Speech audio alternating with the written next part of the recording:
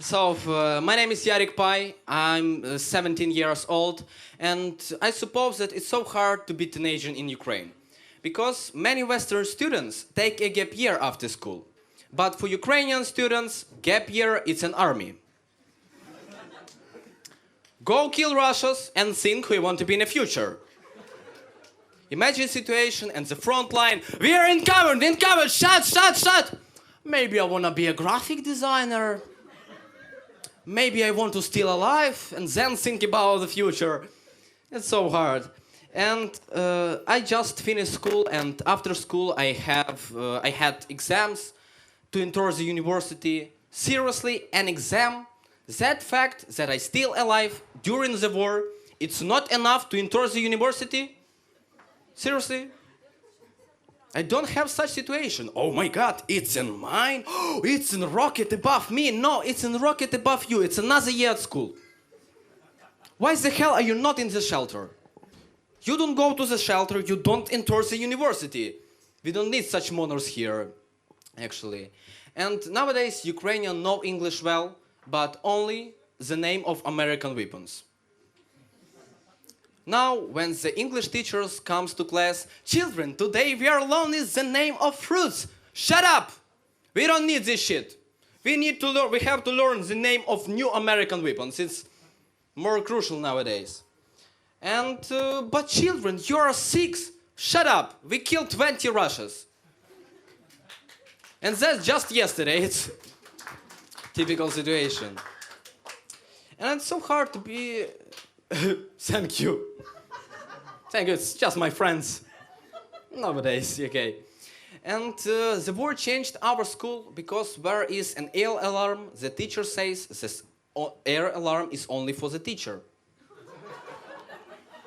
Such bizarre stuff. And so it's so hard to be a teenager in Ukraine because in this age you want to be alone, but it's so hard to be alone in a shelter. Actually. And nowadays you can't show your emotion, you can't, oh my God, move away, I have a depression.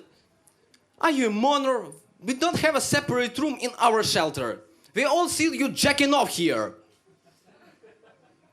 Oh, Dad, you always said me. No. It's so hard.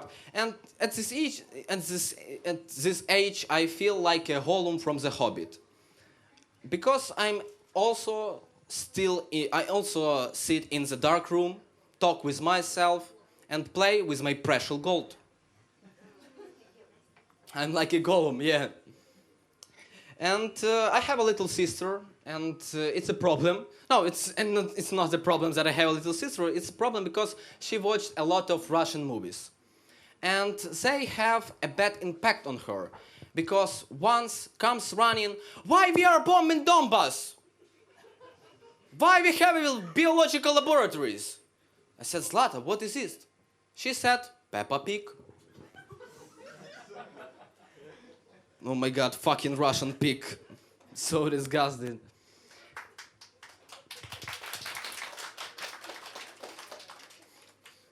And I have to explain my sister that it's a bad idea. She shouldn't watch these movies. But I explain it's quite radically.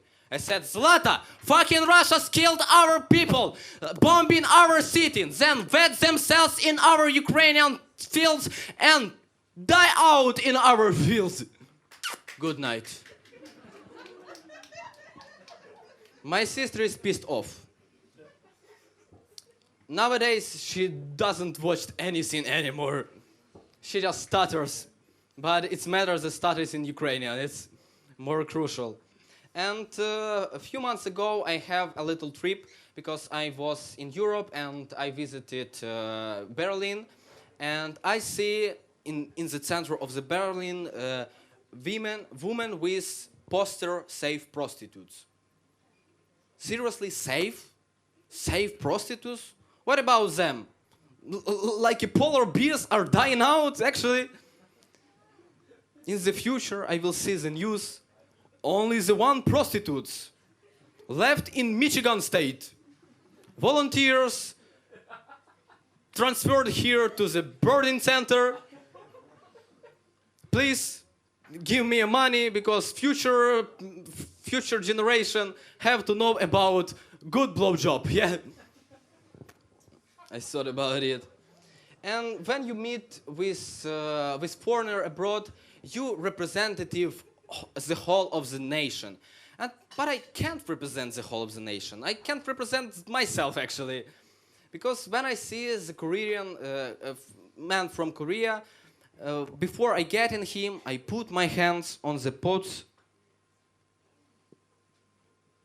and say, hello. She said, what is it? I say, Ukrainian tradition. And then it was such a bad idea, because now I understand he comes to Korea, said the Ukrainians are so strange because they were getting with foreigners, puts their hands in their pants. And in the future, we will see like a prime minister from Korea come to Ukraine. And before the getting Mr. President, getting Zelensky, he comes to Zelensky and say, hello, Mr. President. And maybe the World War III will come because for me it's, you know, who do this. And when I was in Berlin, I performed in English, and it was such a bizarre show. Because it was a show where was a comedian from Peru, comedian from India, Afro-American, and I'm Ukrainian.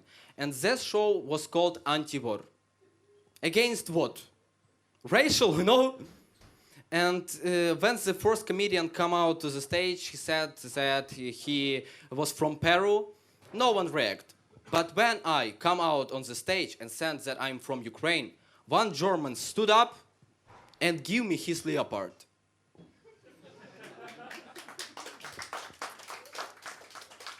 Then I asked him to pull up his underpants, sit down, and continue listening to the show.